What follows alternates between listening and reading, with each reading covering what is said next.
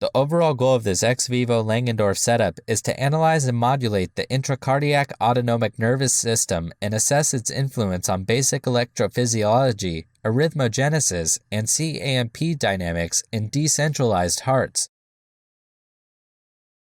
The main advantage of this technique is that it allows researchers to analyze and modulate the intracardiac nervous system in decentralized hearts.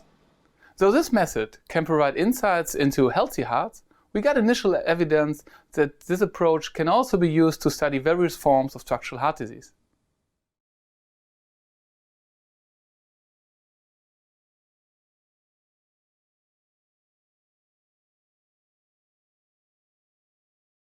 Begin by starting the water bath and placing the perfusion solution, including a mixture of 95% oxygen, 5% carbon dioxide in it.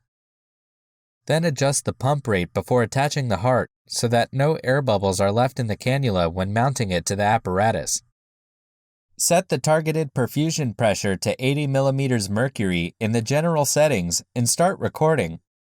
Use an electrophysiology catheter with platinum electrodes, an electrode surface of 0.5 by 0.5 mm with an electrode spacing of 0.5 mm for the data recording and stimulation with a designated digital stimulus generator.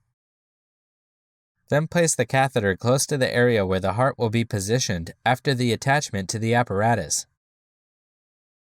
Next, attach the cannula quickly to the Langendorff apparatus and ensure that there are no bubbles left in the cannula. Switch the perfusion pressure to 80 mm mercury, allowing a constant pressure perfusion.